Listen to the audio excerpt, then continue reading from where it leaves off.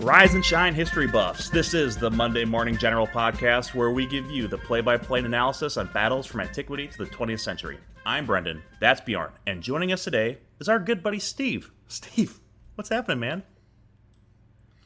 There we go. We got the salute. Good to see you. Okay, so at the end of our last episode, Bjorn, you said you wanted to talk about the Spanish Armada. So before we get into all of it, why did you pick this battle? Oh, yeah. All right. So a couple different reasons. First main reason is we needed something that was kind of in the middle of the timeline, right? We'd done ancient history. We've done more modern with World War II. We've done World War I. We've done the Civil War. Moving back, we've done the fall of Constantinople. We needed something that was in the 1500s.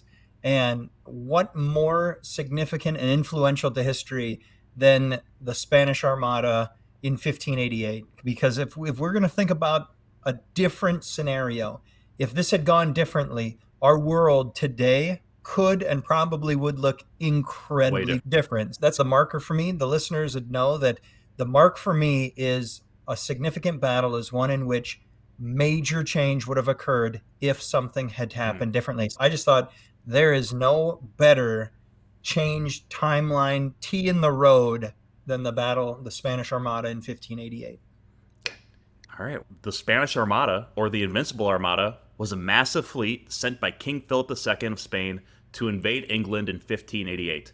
Comprised of roughly 130 ships and 30,000 men, it was one of the largest naval forces of the 16th century.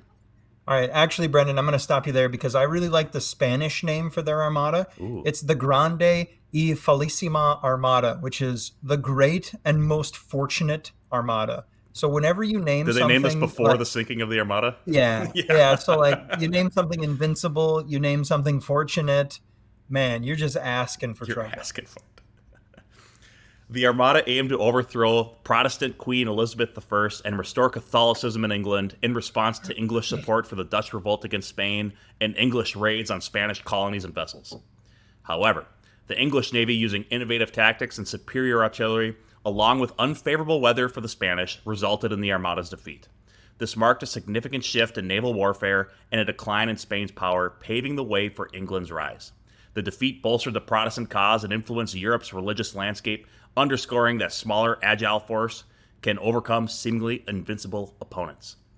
Okay, Brendan. So I want to first go back a couple decades here before we start. We're not going to go crazy. We're just going to go back a couple decades. Yeah, just a couple decades. All right. So what I found really interesting is that Spain and England had been allies for many decades prior to this.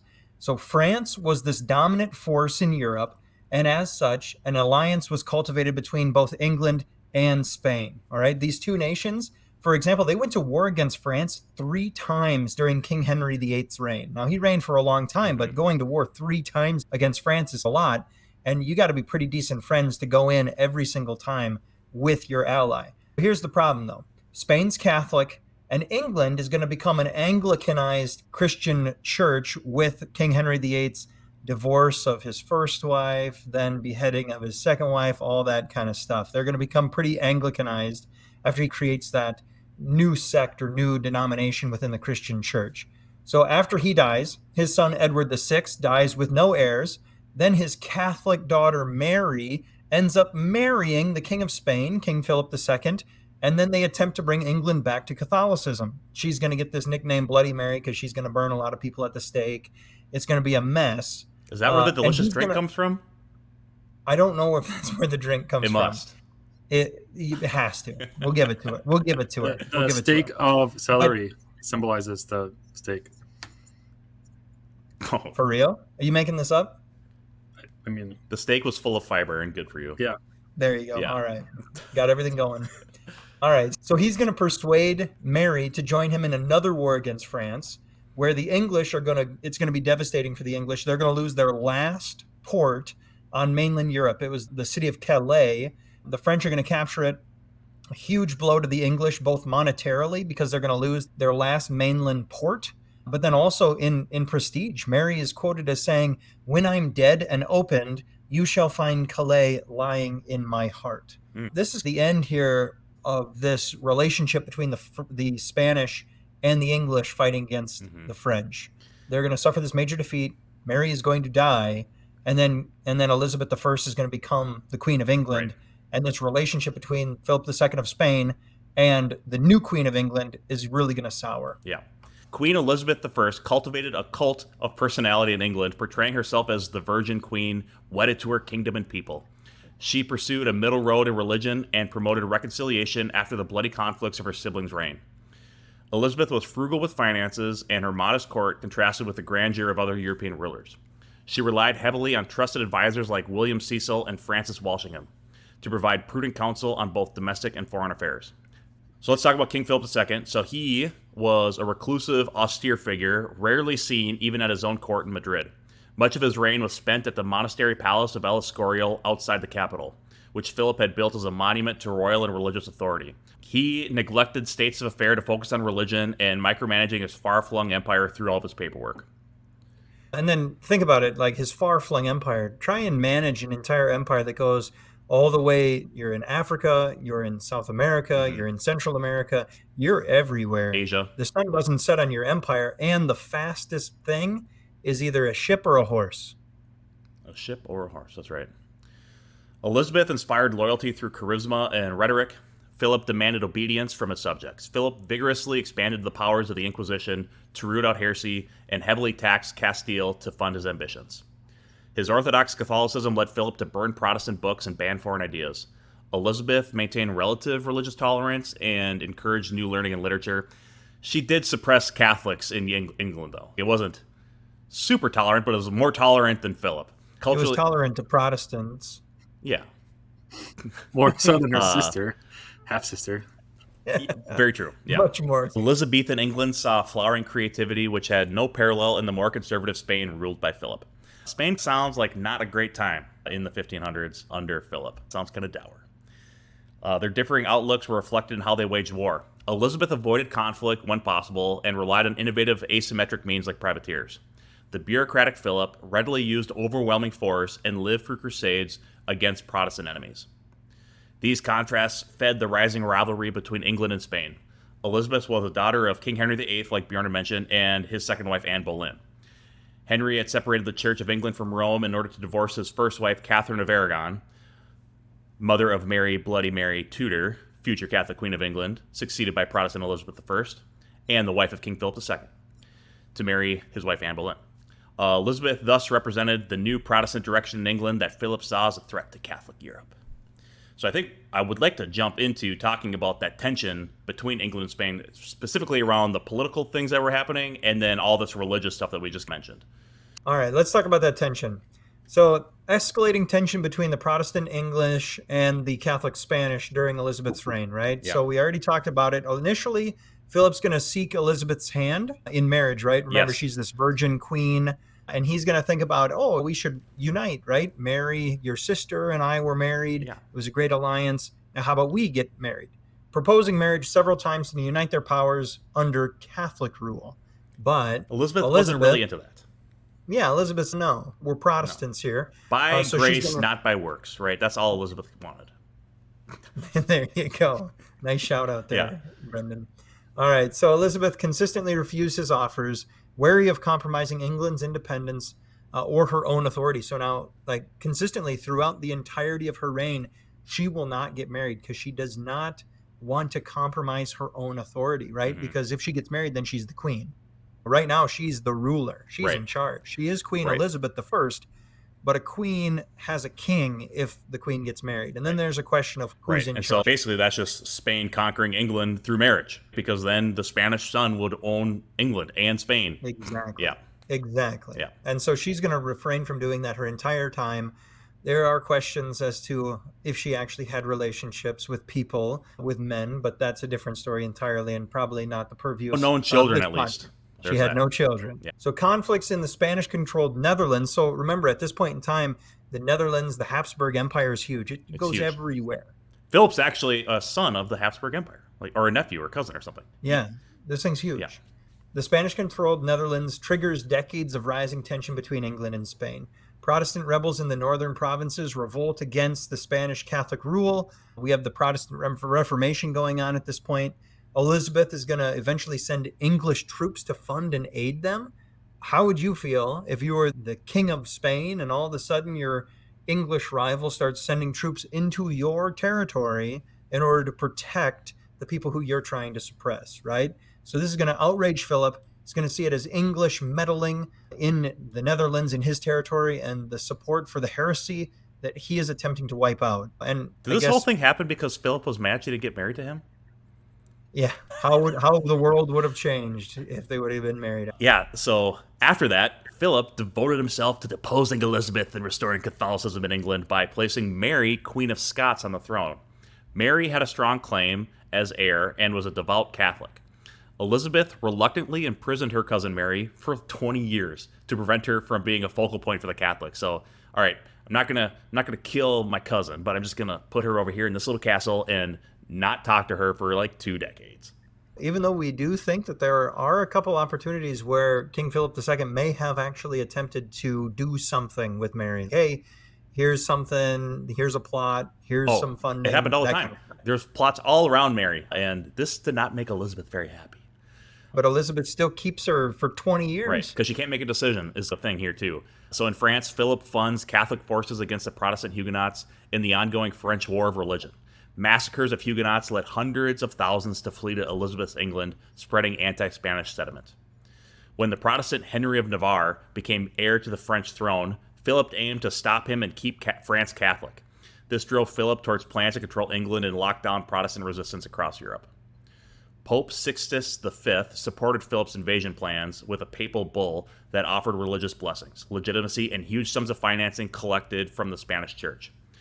Later, popes like Urban VIII continued advocating for the overthrow of Elizabeth as part of counter-Reformation efforts against Protestantism.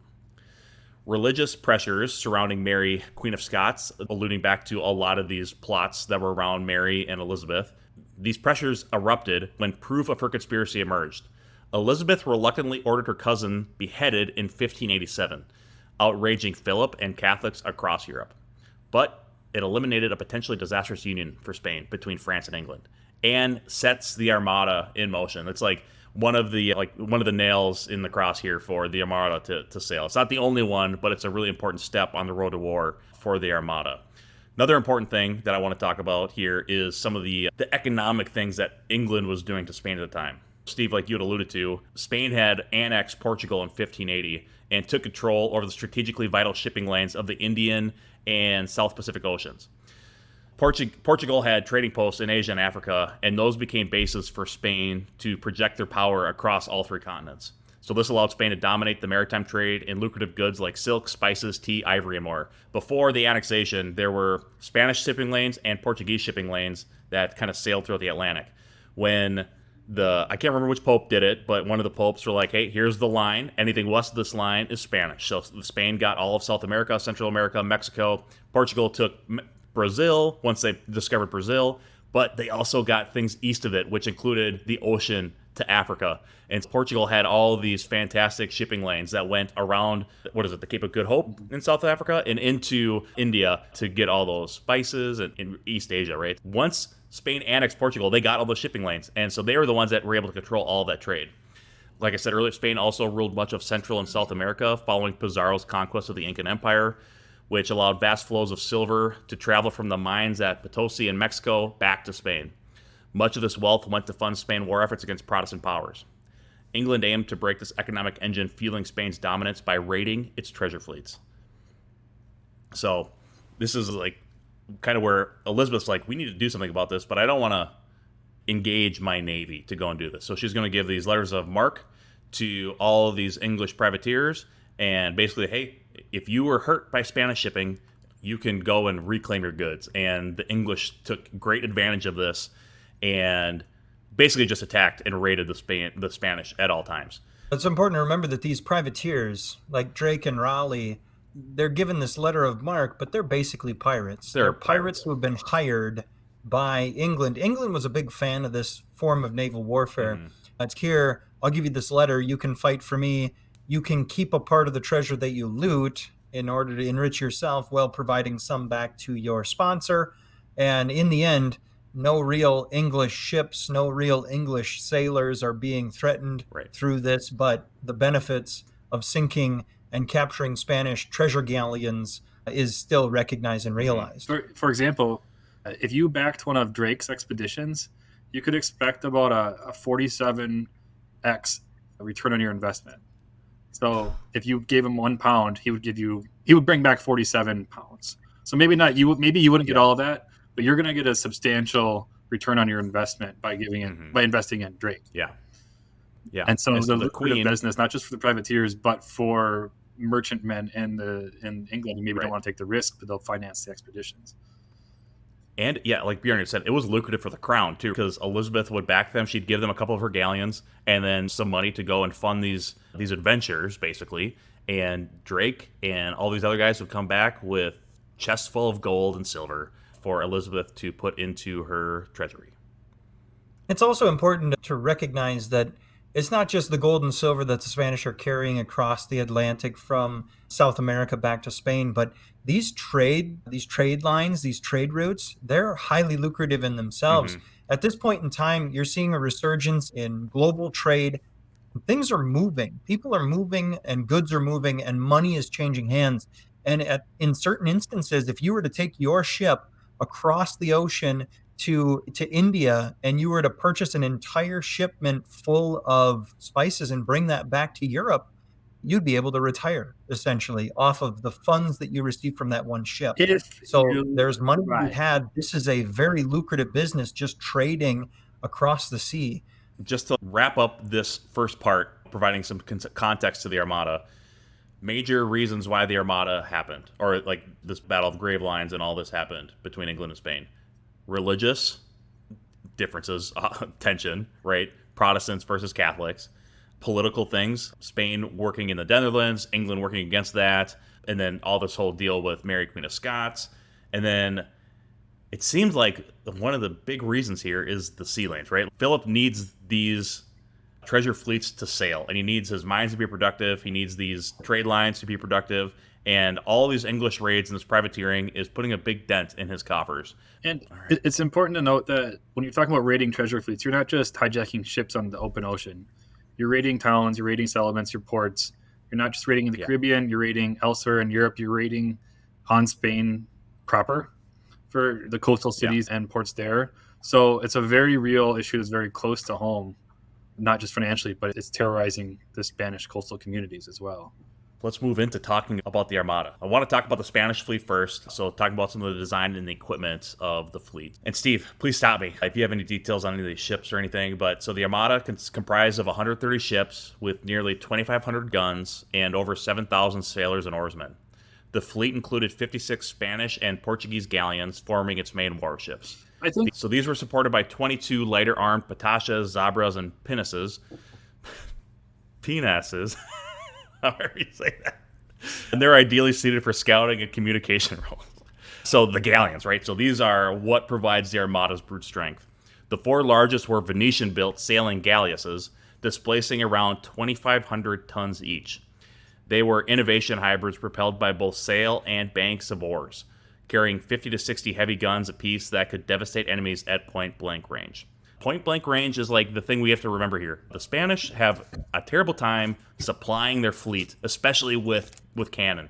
And they're like poor castings in Spain. And there's just like they basically scoured Europe to find cannons to put on these ships. So they didn't have any long-range guns for the most part. Most of them were these short and close. But if they got in close, they were going to do some damage. Over 24 Spanish and Portuguese naos formed the backbone of the fighting fleet. These weighed 400 to 1,000 tons individually and carried 24 to 40 cannons firing 6 to 60-pound shot. 4 mammoth Portuguese carracks over 1,000 tons rounded out the fire, bearing 48 to 55 guns. It's important to understand when you're talking about these ships, these huge. are big ships. These galleons are monstrous.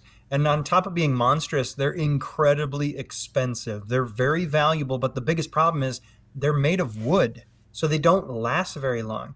These naval vessels are huge dredges on an economy, on a military, or on a government, because you're constantly attempting to maintain these things. At the same time, just building one is massively expensive. Yeah, you're right, Bear. I think what I'd read was like one of these galleons, the bigger ones, would basically be like us building an aircraft carrier today, which is so expensive.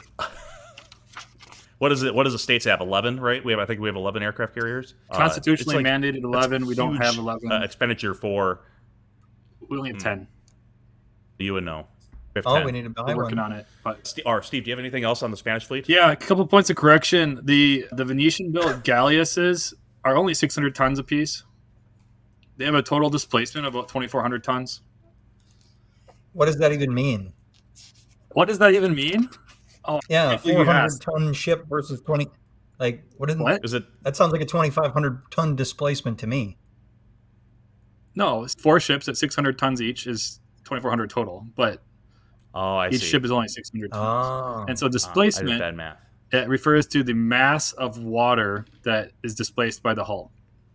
So basically, it's the weight of the ship. And so this is how we can compare ships of similar size based on how much water they displaced. And so, Steve, is it more important to have more ships or more displacement? It really depends what you're trying to do. If you have lots of itty bitty ships, lots of 50-ton ships versus one 500-ton ship, you can put up a heck of a lot more cannons, bigger cannons, heavier cannons, more armor on that heavier ship, and you can sit around and plink the little guys out of the water all day. But you're going to lose things in terms of maneuverability. You might gain things in terms of stability. You're going to have a deeper draft as a heavier ship, so you're not going to be able to run in some of the shallower waters. This is why we see all the different watercraft we see today. We see John boats in swamps, shallow draft. They can go over those muddy, swampy areas. You're never going to take that in the ocean. It's just going to flip right away. So we see that in the Armada. You have all these different ships. To Bjorn's point, yeah, these things are crazily expensive. A capital warship, a ship of the line, a modern day like aircraft carrier type of thing might be on the order of 1% to 2% of a country's GDP. So these things are crazy expensive. But in terms of sizing, compared to modern ships, these aren't that big. A modern day Arleigh Burke class destroyer is about 10,000 tons displacing. The Titanic displaced about 50,000 tons. And so these are big ships for the era. They're strong ships, but they're not huge. The really interesting thing about the Spanish Armada is that they do incorporate craft from all over the place. You mentioned the galleasses, which are oared ships that also have sails. They're like a galleon with oars, but they also have galleys. And we're at a point in history where sails are becoming dominant. But when you are looking at navies that were based, say, in the Mediterranean or the Baltic Sea, they still at this time point are using oared galleys like they were using back in ancient Rome or ancient Greece, because those were the most effective ships for those waters. But when you get into the open ocean, you need more stability. The sails are more helpful. We know the Vikings existed and they were traveling across the ocean maybe 500 years before this, right? So it was an evolution and innovation by necessity. But we're at a really interesting point in history right before sails become completely dominant on the open seas, and we enter into what we call the age of sail. And so we see that also in the battle tactics that are going to be used by the Spanish in the fights and by the English as well. I think that's maybe all I have on the ships. You mentioned the guns. The interesting thing, and becomes important when we talk about tactics, with the kind of the galleys and the oared ships, the guns were placed in the bow of the ship. The galleys still have rams at this point in time. The galleasses, they have guns in the bow. They might have them on the side as well, I think. But the idea was that the ship is strongest. You point it at your enemy, and then you can ram it or you can shoot it, and you can use the oars to propel. The challenge, and we see this with the Armada, the galley ships, the true galley ships don't do well in the open ocean. They're too long. They're too narrow. And when you have lots of waves and you have the ship here that's long and narrow, the waves rising up and down cause the ship to bend and snap and creak, and it wears on the ship. But the tactics in these ships are designed to point the bows at the enemy and not the sides of the ship. Whereas you typically think of a ship of the line or a sailing ship or any ship with a lot of guns on it, they're all at the side ports, right? And you turn the ship sideways and you do because you want a broadside, right? And put a ton of cannon at a guy. Yeah, the term broadside. So these galleons don't do that? No, not some, like the galleons, because there's oars there. Yeah, the galleons can do that, but the galleys, the galleasses are designed more for that bow force attack. And the ship tactics that are used by the Spanish are still based around this old school way of thinking around bow force. That's why you have this lunula sort of formation, this crescent formation, which we can talk about later. that allows the bows of the ship to point towards the enemy and kind of a pincer movement to grab them. That's perfect. Let's talk about the English Navy, and then Steve, give us kind of the difference as soon as we get done with it. All right. So the English Navy assembled to oppose the Armada, comprised of about 200 ships. These are going to be significantly smaller ships in some cases, but at its core, there are 34 Royal Navy galleons, 12 heavily armored merchant vessels owned by nobles like Sir John Hawkins, which that's super good of him to join the cause. You know what I mean? So the Navy's ships included faster purpose-built warships like the 500-ton Ark Royal, had 38 guns. The 400-ton Revenge had 46 guns.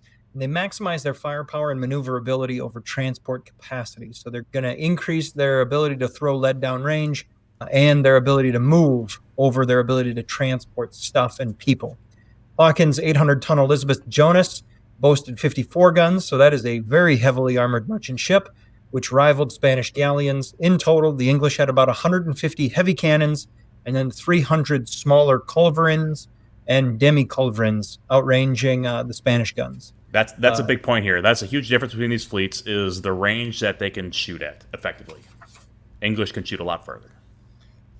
So nearly 80 lightly armored pinnaces and row barges carried advanced long-range culverins suited for harassing actions. The English focused on ranged firepower and speed in their ships rather than close-quarters engagement. Drake's squadron specialized in hit-and-run raids, carrying up to 10 guns on 120-ton warships like the Golden Hind, along with landing craft. Over 50 armed merchant vessels conscripted to the battle. The Armada formed the fleet's irregular rear guard. So you've got 50 guys who you said, hey, it's time for you to load up, mount up, let's go. You're coming with us. So in all, England mustered around 400 rapid-firing long guns of various calibers that could tear into lumbering Spanish ships from a large distance, plus nearly 200 close-range demi-cannon to sweep the enemy's decks. Their smaller ships required precision coordination, but allowed a much nimbler maneuver. We have to think about England from English perspective. The first line of defense the English has against anybody is the Queen's Navy. And the second line of defense the England had is pretty much nothing. They have to have a navy that works. They don't have a standing army. They don't have defense works. They can't really do much if Spain actually invades, right? And so the Queen's Navy is really well maintained.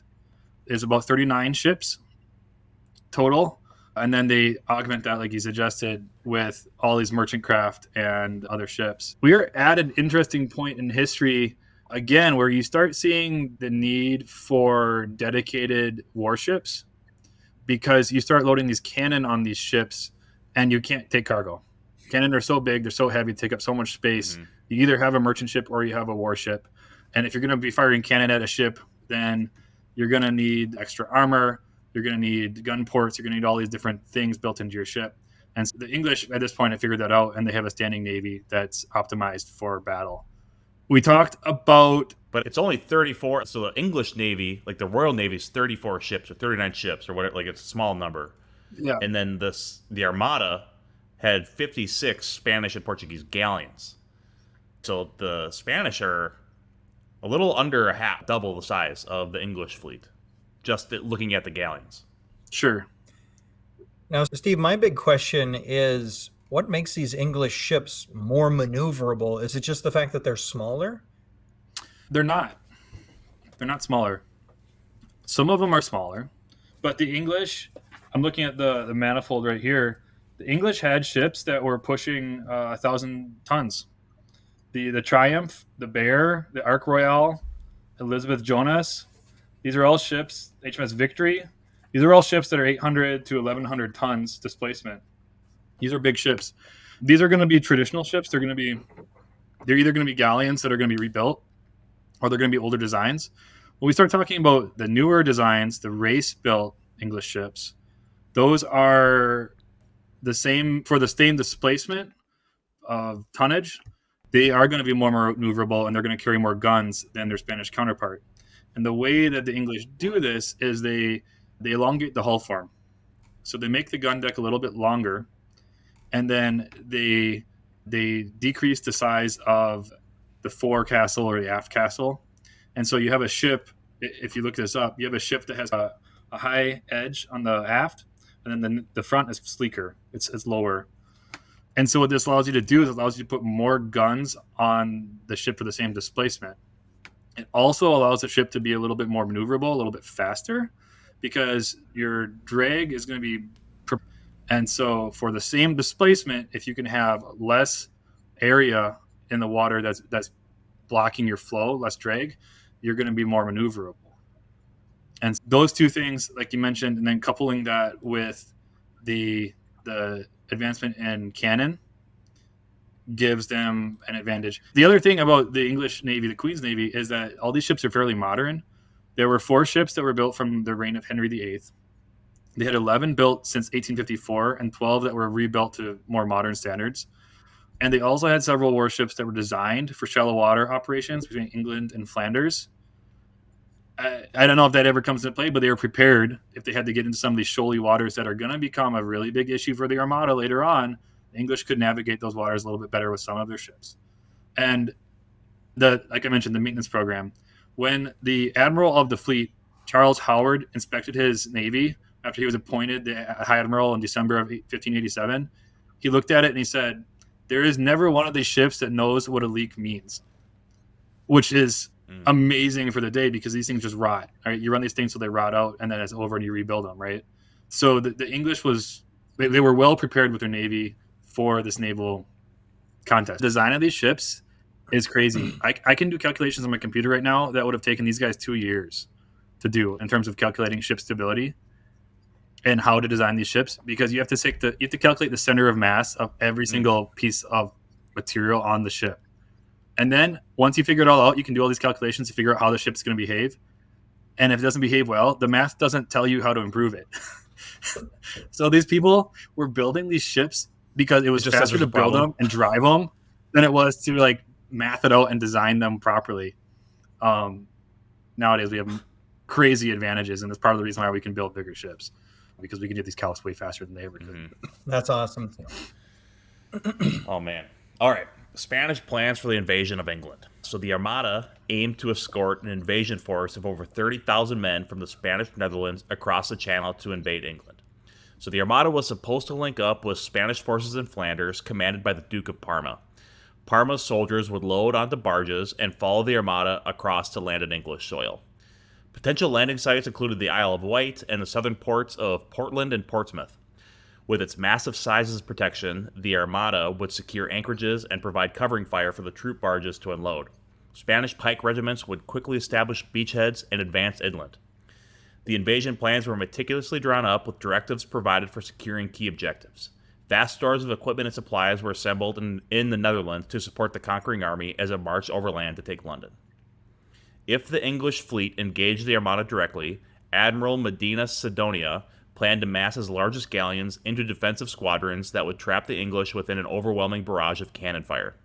Meanwhile, troop transports would slip past to the landing zones. They were actually not trying to get decisively engaged with the English fleet. Philip didn't want to lose any ships, but they were basically the covering force for this landing invasion force to get to English soil. The English can't let this happen. No, because the English don't have an army this. From an analyst perspective, it kind of seems like if Parma could land, and Parma's like one of these top tier generals. Like we talked about Hannibal last episode. Like Parma might be up there with some of the stuff I read about this dude. And if he gets to English soil with 30,000 men, it's a pretty good chance that he is getting to London and sacking the capital. Right. These are 30,000 professional soldiers. All right, Bjorn, you want to hit the English plans for defending? Yeah, so here's the English plans for defending the area against the Armada. So they lacked comparable naval numbers. Now, they do have a lot of ships, but they're not the same size. They're depending on their merchant ships. We've already previously spoken about how they only have 37 of their own Royal Navy ships, or the Queen's Navy. So they lack a comparable number. England's aim is to offset Spain's superiority through agility and deception. So its faster warships manned by veteran captains would evade large-scale battles and instead pick off isolated Spanish ships with long-range cannon fire. So stay away, shoot at them, and pick them off one by one. So this stratagem was previewed in April of 1587 when Francis Drake launches a daring surprise attack against the massing Spanish fleet at anchor in Cadiz harbor. Which is in southern Spain. So this is in a Spanish harbor. And that's the thing. So Elizabeth I and her spies, they had recognized that the Spanish were planning this. They were doing this. All of They Europe knew this they was were, happening. yeah, they're accumulating these forces. And so the first thing you should do is you should hit them. You should hit them hard. Yeah. So Drake launches the attack. In 2 days of raiding, Drake captures or destroys nearly 40 Spanish ships without losing a single English ship. So this is going to delay the Armada's launch significantly, but it doesn't prevent it. Yeah. Now, Drake's raid demonstrates the effectiveness of England's nimble ships, shows Philip II that even Spain's own ports are vulnerable to attack. It boosts English morale while forcing Philip to spend further time and resources rebuilding his damaged fleet and the force that's going to provide the invasion of England. So following this strategy, the English fortify potential landing sites. They know that the Isle of Wight is one of those issues along with the southern coast. They're going to provide gun batteries. They're going to improve them. They're going to muster their militias. Beacon networks are established to quickly spread word of the Spanish movements. Remember, there's no telephone. There's no telegraph. It's horses. It's lighting beacons. The fires of Gondor. There you go. It's ships as well. So they've got these beacons ready to go to tell when the Spanish are on their way. Selectively engaging the lumbering armada, English ships would use hit-and-run tactics to lure the Spanish vessels into a chaotic chase where they might break formation or run aground. Very similar to you lead them into an ambush kind of an idea. Mm-hmm. Someone strays, someone's too slow, someone's too fast, you turn and you attack those. Like special fire ships are going to be used to panic. There you go. Oh, nice. Good example. So special fire ships are going to be used to panic the Spanish fleet at anchor, as Drake had done at Cadiz. This is not going to be as successful the second time. But if forced to battle, the English aim to employ their long-range fire to disorder the Armada formation before withdrawing. They know they can't handle it in a ship-to-ship, so they figure that a direct ship-to-ship engagement would only occur when isolated from the main Spanish fleet. At all costs, get out of there if you can, and only engage if they're isolating a portion of the Spanish fleet. Above all, the English sought to conserve forces while whittling away at their enemy until weather or attrition might finish them off. I have some points. On the Spanish side, this is interesting. I read that Philip actually, quote, fears war as a burned child fears fire due to the high costs associated with the war, because the Spanish crown did have large debts, right? They had a lot of cash flow, but they had debts too. And then they made this plan, and it was kickstarted by all the things we talked about here. And it's an impulsive plan where Spain recognizes that to defeat England, you just have to destroy the navy, or you have to get around the navy and invade, and then you can defeat England, because they pretty much just have a shell and a soft GUI center, right? But they make this plan, and the plan has no consideration on the impact of weather, of resupply, of loss of surprise, or any kind of imperfect execution of any phase of this. Everything has to go along 100% perfect in order for this thing to execute. So that's going to come back and bite them, right? The quote I heard was that they had a confident hope for a miracle in God.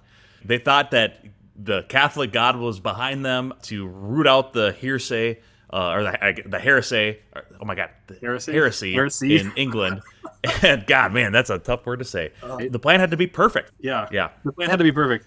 And this is what's interesting is that we talked about intelligence, and England knew what was going on. The English also knew that the Spanish were short on cash, and so Walsingham proposes economic warfare to delay and prevent the invasion. He convinces the Italian banking houses and the gold exchanges in Switzerland and in Florence to refuse credit to Spain, which forces them to go to the Pope.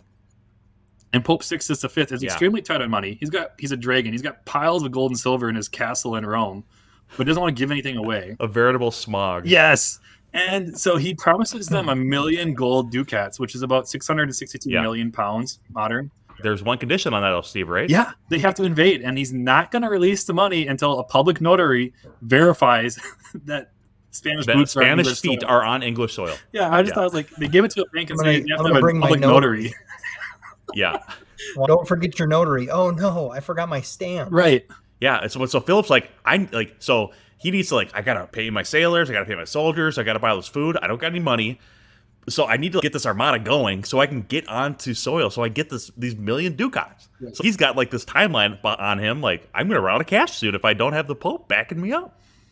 And so what's interesting is that everybody knows what's going on with Spain. They have this impulsive decision that they need to get 200 ships, but you can't get 200 ships overnight. So this whole thing is going to get dragged on, right?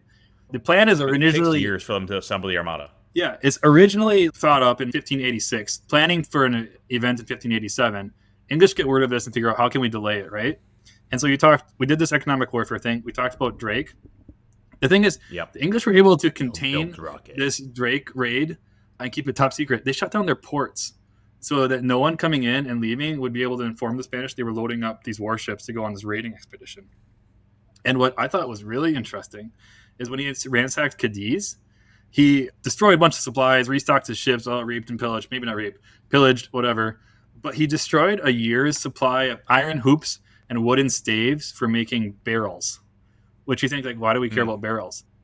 It forced the Spanish to make new barrels. That's where your salted pork goes. So they had to make new barrels within a year out of green wood that had not been properly seasoned, which then was extremely leaky and caused all the foodstuff to spoil on their invasion. We'll get to that. But critical logistical. They ran out of food 2 weeks into the sailing. Yeah. Yeah, but that's an amazing thing that no one recognizes until way after the fact when you look at it and say, oh, these barrels were destroyed, which then forced them to make new barrels, and they were green wood that caused the food to spoil. Like that's definitely not something that Drake thought of when he was destroying these barrels. He might have. I think he might have thought about that too, because he also destroyed a bunch of fishing boats. So they had a fish shortage in Cadiz or in Lisbon or wherever. It's just economic warfare. You're going to destroy everything that you possibly can. But the ramifications of what he destroyed, the dominoes fell, and that's a big deal. Drake pushed so hard that actually one of his ships mutinied and went home. They're like, our food is bad, we're leaving. So he declared all those sailors a death sentence in absentia. I don't know if it was actually ever carried out. But they actually ended up capturing a spice carrack, the San Felipe, which I think was worth about $35 million in modern day. And so that was plunder that they were able to bring back to England as well. So all in all, he destroyed over 10,000 tons of Spanish shipping, which is a lot. That's a lot of shipping. That's the weight of the whole English fleet, right? All over again. Mm-hmm. And he wanted to go and raid the bullion fleets, but we talked about Elizabeth's indecision. She was like, no, I want you to stay home because we might still make peace with Spain after you just like destroyed the years of their barrels. Like, yeah, like they're really going to go to peace right now, man. So anyways, he wasn't allowed to go raiding. I also thought this was interesting, going back to like non-traditional forms of warfare, or maybe these are traditional because they date back. They had spies. The English had spies in a household of the Armada chief of command. He was Santa Cruz at the time. And so they had a copy of the most recent order of the battle dated March 2nd, 1587, all the plans, the whole bill of the fleet. And they learned that they weren't going to be able to complete the expedition time in 1587. They knew it'd have to wait for the next year. And so during that time, they used propaganda and psychological warfare to drum up nationalistic sentiment at home. And then they pressured Spanish morale in Spain. Stuff like the Spanish are going to come and they're going to eat your children and all that kind of jazz we hear all the time in war. But false rumors in English papers telling stories about things that sound kind of believable paint Spaniards in a really terrible light. But what I thought was, this is crazy. They were printing weather almanacs in Amsterdam and Paris, forecasting strong storms in 1588 that would spell disaster for the Armada, which actually damaged recruitment for the Spanish forces, to the point where the Spanish were cracking down on astrologers who were predicting false and discouraging predictions. They were so scared of all this bad news that was getting propagated that they were like shutting it down because they couldn't get people to buy into it.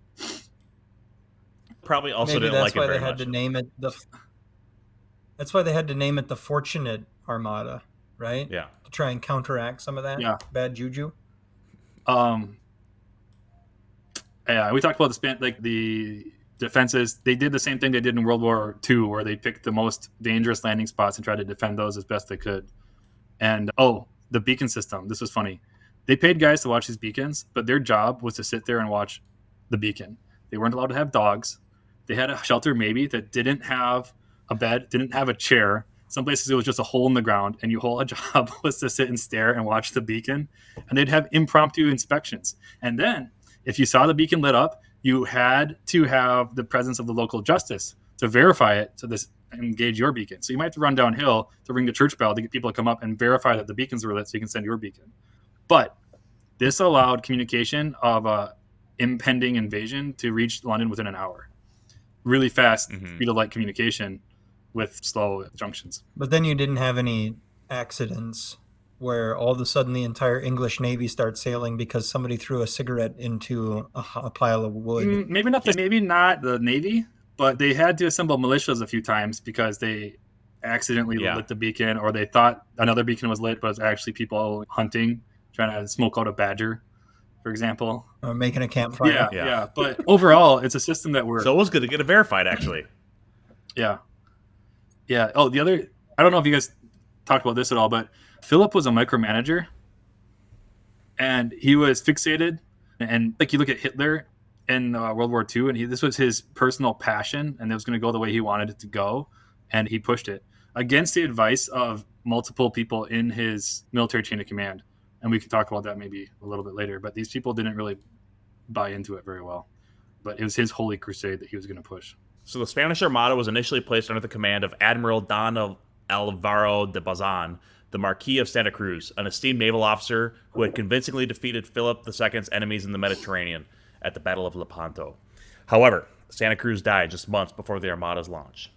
He was replaced by the Duke of Medina Sidonia, Don Alonso Perez de Guzman, who was known as an effective administrator, but, like Bjorn, you said earlier, he had no naval combat experience. He was aided by Spanish naval officers like Martinez de Recalde and Juan Martinez de Leyva, who provided expertise in sailing and ship handling. So he had some experienced Spanish commanders. He also had experienced land commanders joining the campaign. The first was Don Alonso de Vargas. He led the initial invasion force planned by the Duke of Parma in the Netherlands. And then Duke Hugo de Moncada commanded one of the Armada's 4 squadrons and was a respected veteran. Several Spanish commanders raised concerns about the overcrowded ships, disorderly fleets, and complications of linking up with Parma's forces. The English were led by Lord Howard of Effingham, who served as Lord Admiral, commanding the English fleet from his flagship, the Ark Royale. He also lacked real naval military experience and was given this position because of his closeness with Queen Elizabeth. He also had subordinates that were very strong on the seas, though. So he had men like Francis Drake, John Hawkins, and Martin Frobisher, all veteran privateers and blockade runners.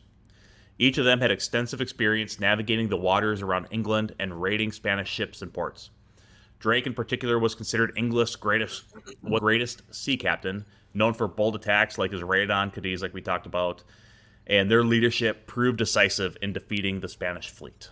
All right, so assembling the enormous armada imposed immense logistical challenges for Philip II's Spain. Though they're rich in colonial treasures, Spain lacks a developed industrial economy to fully outfit and supply such a massive naval expedition. Philip turned to purchasing provisions and material from abroad to complete the effort.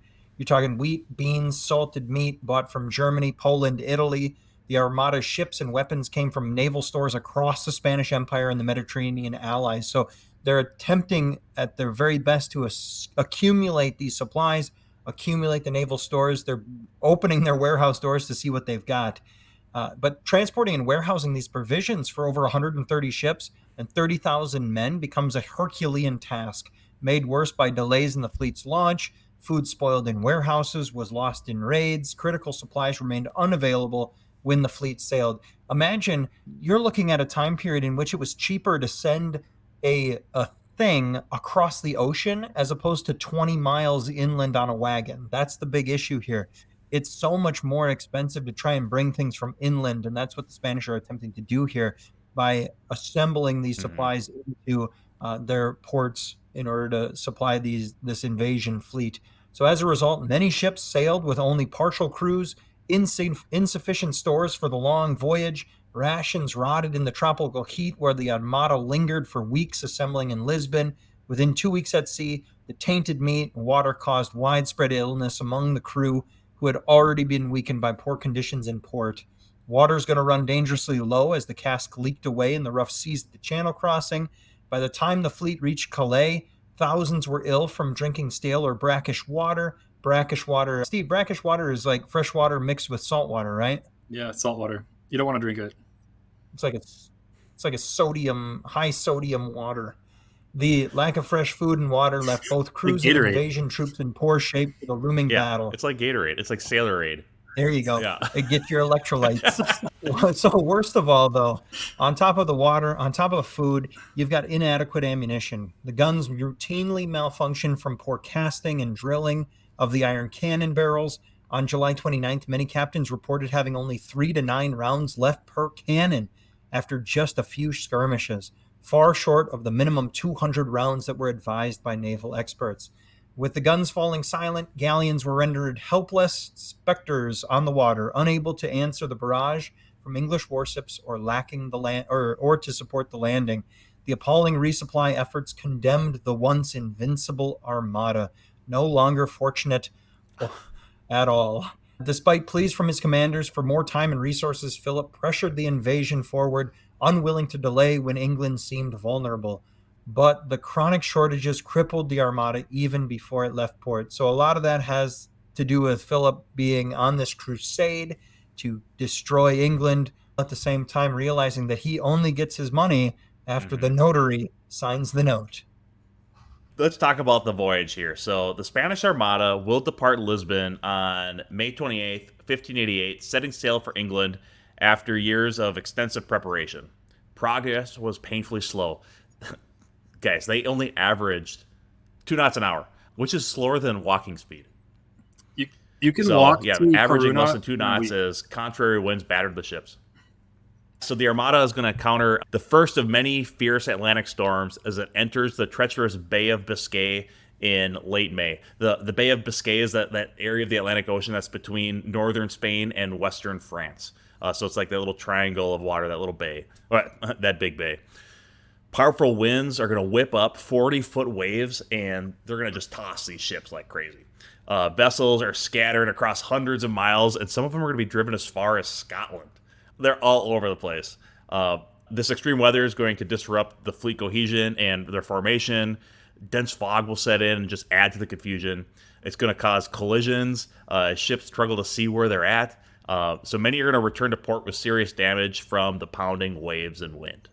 One thing that's interesting to think about is where these sailors and soldiers spent their time on these ships. They didn't have berthing for them. They didn't have hammocks for them. They were just trying to lodge wherever they could find a place to crash when they were off duty, if they were ever off duty. Yeah. And so what they did is there's not a lot of space in these ships, and they're packed full of sailors and all of the soldiers to support battle. And so they would build little... And barrels of rotten meat and brackish water. Yeah. And so they built little partitions and beds and things all over the decks, on the main deck and below deck, just trying to find some place where they could, like, sleep. And so they're doing this, praying for good weather the whole time. It's kind of a miserable voyage, and everyone signed up thinking this would go fast, and it doesn't. And they're all stuck out there in the storms. And we see when we get up to around Corunna, you talked about the food being spoiled, all this kind of stuff. There's a massive storm that goes through and just knocks out the fleet and has to get completely refit over a period of a couple months. Yeah, so they get to La Corunna, Spain on June 23rd, a month after they left Lisbon. So they basically like went north and then east around Spain. Corunna's, I think, like in the central northern part of Spain. It took them a month just to sail around that little corner of Portugal and Spain at the top of the peninsula. So like they don't get northern Portugal at all. Oh, okay, yeah. So not even in the center. No, it's just around the bend. Yeah, it's an embarrassment. Just around the river bend. That's right. Yeah, that's an embarrassment. So Steve, like you had said, right? So they get to La Corunna, and they're going to spend nearly a month there making repairs and trying to resupply, like getting sailors into La Corunna so that they can rest and refit themselves. They do take on an outbreak of typhus, which kills hundreds of sailors and Marines confined aboard the ships. Morale continues to plummet as they await for orders to sail. Steve, do you have any other notes on what happened at Corunna? Any of these repairs or anything? One person reported the storm as being so violent a sea and wind has never been seen. And the storm lasted for days. He mentioned them getting scattered all over the place. Many ships were missing and damaged. The interesting thing is, up to this point, the Duke of Medina Sidonia hadn't really been super on board with the expedition. He tried to turn it down initially. I've never commanded anything at war. I'm not even a sailor.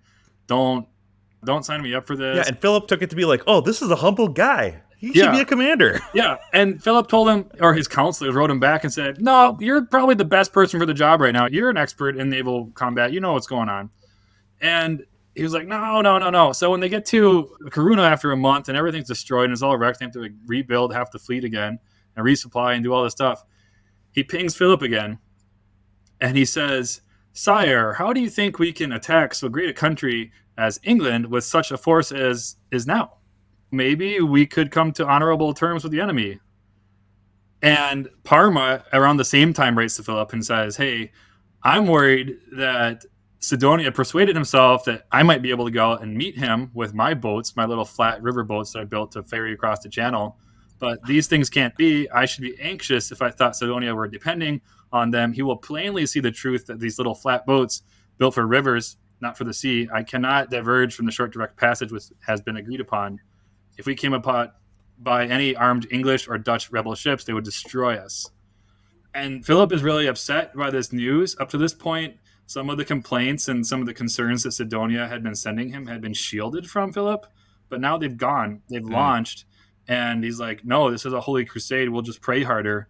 You guys got to go. God will be on your side. The miracle will happen. That's the best part of the plan. And it doesn't even have to do, like, some of these concerns aren't even around the logistics of the supply or the ship's health. It's the fact that they don't even have a plan for getting a port. They don't have a plan for ferrying the Duke of Parma. It's going to take multiple trips to transport the Duke of Parma. So commanders in the Armada are also writing to each other, and we have these records, and they're saying, like, we don't think this can be done either. Like, what the heck? Why are we doing this? But they all, for some reason, continue to push. There's a lot to be learned there. Yeah. So they're in La Coruna. July 19th, they finally leave after 2 months from leaving Lisbon. And then 8 days later, they spot English shore, right? They get to the area near Cornwall. In that transit, they lost 3 ships. They end up losing their flagship, who spends the rest of the campaign in French ports being refitted.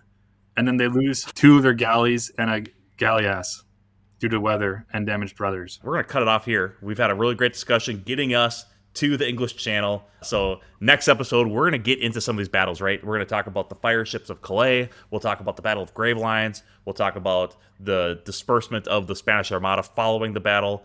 Everyone, thank you so much for listening. We love having you here. Steve, thanks for joining us today, man. It was great to have you here. So appreciate that. We're glad that you're going to be joining us next week to talk about the battles and how these ships operate. So everyone, please go and subscribe to your podcast platforms. Leave us a review. We appreciate it. The podcast is now on YouTube, so you'll see this thing come out on YouTube soon. If you aren't, it's good to see you, man. Appreciate you. NMG out.